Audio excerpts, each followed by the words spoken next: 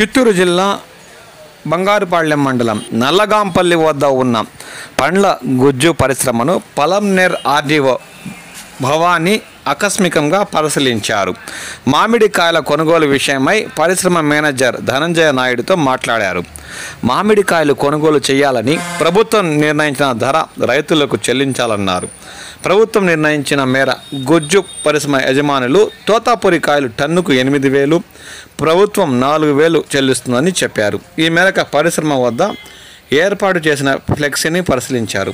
ఈ కార్యక్రమంలో తహసీల్దార్ రాజేంద్ర ప్రసాద్ మరియు గ్రామ సచివాలయ ఉద్యాన శాఖ అధికారిని కోకిల తదితరులు పాల్గొన్నారు.